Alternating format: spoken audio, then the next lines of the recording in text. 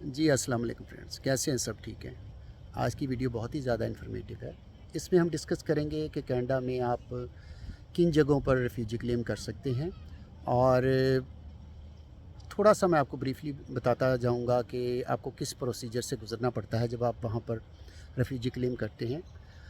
तो वीडियो शुरू करने से पहले मेरे ऐसे दोस्त जिन्होंने अब तक मेरा चैनल सब्सक्राइब नहीं किया, तो उनसे रिक्वेस्ट है काइंडली मेरा चैनल सब्सक्राइब कर लें और बेल आइकन को प्रेस कर दें ताकि आने वाली हर वीडियो उन तक बर वक्त पहुँच सके।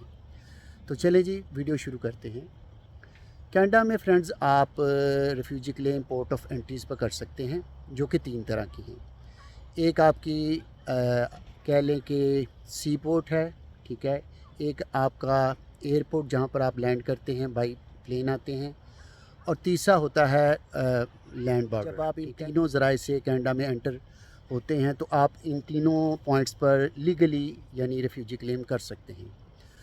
और इसके अलावा अगर कनाडा के अंदर हैं आप, तो आप वहाँ पर यानी ऑनलाइन भी आप रेफ्यूजी क्लेम कर सकते हैं। फ्रेंड्स, जब आप एयरपोर्ट पर, लैंड बॉर्डर पर या सी पोर्ट पर जब रेफ्यूजी क्लेम करते हैं, तो वहाँ पर जो उनके ऑफिशियल्स होते हैं या मुतलका जो ऑफिसर्स होता है CBSA का, जो कि बनता है कैनेडियन बॉर्डर सर्विस एजेंसी, तो वो आपका एक थोड़ा सा ना एलिजिबिलिटी का ब्रीफली इंटरव्यू लेता है कि आप यानी कि रेफ्यूजी जो क्लेम करें इसके एलिजिबल हैं भी हैं या कि नहीं, ठीक है। तो उसके अलावा फिर आपको एक साइन करना पड़ता है एप्लीकेशन पैकेज। इसके अलावा वो आपका यानी फिंगरप्रिंट्स लेते हैं और आपकी फ़ोटोग्राफ्स लेते हैं। और एक और इम्पॉर्टेंट चीज़ मैं आपको बताता चलूँ, अगर आप सिंगल आ रहे हैं या आपके साथ अगर आपकी फैमिली भी है, तो आपको at the time of entry वहाँ पर रेफ्यूजी असाइलम क्लेम करते हुए अपनी आइडेंटिफिकेशन के जो भी डॉक्यूमेंट्स होते हैं वो प्रोवाइड करने पड़ते हैं, ठीक है। आपको अपनी आइडेंटिटी यानी शो करनी पड़ती है। तो जो कि मोस्ट इम्पॉर्टेंट होता है कि अगर आपके पास जो कोई यानी ट्रैवलिंग डॉक्यूमेंट्स यानी पासपोर्ट वगैरह है, आप वो शो करें उनको। अगर वो नहीं है तो एटलीस्ट आपको ड्राइविंग लाइसेंस वगैरह जो कि शो करता हो आपकी आईडी, आपको वो वहाँ पे प्रोवाइड करना पड़ता है। फ्रेंड्स, जब आप वहाँ पर रेफ्यूजी क्लेम यानी असाइलम क्लेम करते हैं पोर्ट ऑफ एंट्रीज़ पर, तो IRCC या CBSA के जो ऑफिशियल्स होते हैं कि आप जो क्लेम कर रहे हैं आप उसके एलिजिबल हैं भी कि नहीं। तो इसके बाद वो फिर आपका केस जो है, अगर आप इस चीज़ के एलिजिबल होते हैं तो आपका केस वो इमिग्रेशन एंड रेफ्यूजी बोर्ड को हियरिंग के लिए रेफ़र कर देते हैं, ठीक है। तो उसके लिए जब आपके डॉक्यूमेंट्स वहाँ पे वो सबमिट कर देते हैं तो आपको फिर एंट्री भी यकीनन मिल जाती है ये सारे प्रोसीजर से गुजरने के बाद कनाडा में। तो फिर आप जो उनको मेलिंग एड्रेस देते हैं और जो फिर आपका वकील होता है बाद में, जो आप मतलब ज़ाहिर बात है जब आप प्रॉपर अपनी स्टोरी ये चीज़ें सारी कुछ उनको और जो सपोर्टिंग डॉक्यूमेंट हैं वो आपको प्रोवाइड करते हैं लेटर ऑन, तो उसमें आपका मेलिंग एड्रेस भी होता है, आपके वकील का भी होता है। तो फिर वो आपके वकील को भी और आपको भी बाई मेल इन्फॉर्म करते हैं कि on such and such date आपकी जो हियरिंग है वो फ़लाँ जगह पर मतलब है, और आपने इस टाइम पर इस डेट को वहाँ पर पहुँचना है अपनी हियरिंग के लिए अपने वकील के साथ, ठीक है।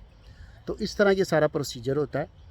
तो ये यानी आप कह सकते हैं कि बड़ा इतना कोई मुश्किल नहीं है, और यूजुअली वो आपको at the time of entry वो कोई ऐसा इशू नहीं होता, अनलेस के उनको कोई बहुत ज़्यादा डाउट हो कि यार ये बंदा जो क्लेम कर रहा है ना, तो ये एलिजिबल नहीं है रेफ्यूजी की असाइलम के लिए।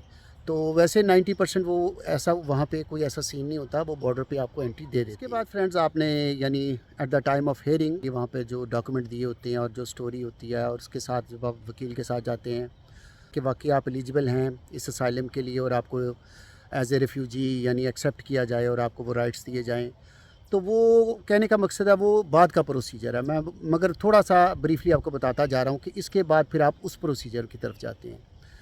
तो बाकी यानी मेरा ख़्याल है कोई इसमें ऐसा सच कोई इतना डिफ़िकल्ट नहीं होता। अगर आप एक जेन्युइन रेफ्यूजी हैं और आपके पास वो सारे सपोर्टिंग डॉक्यूमेंट हैं और आप एक प्रॉपर तरीके से in legal port of entry से एंटर हुए हैं, ठीक है।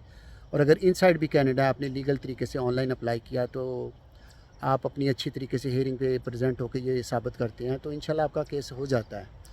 तो ये था थोड़ा सा यानी कह लें ब्रीफली मैंने कहा बताता चलूँ दोस्तों को, जो ऐसे दोस्त जो आना चाहते हैं जिनको बिल्कुल इस चीज़ के बारे में नॉलेज नहीं है कि कौन कौन सी ऐसी लीगल पोर्ट ऑफ एंट्रीज़ होती हैं जहाँ पे वो यानी रेफ्यूजी क्लेम कर सकते हैं, और क्या क्या यानी बेसिक प्रोसीजर होता है जिसके ज़रिए उनको गुजरना पड़ता है।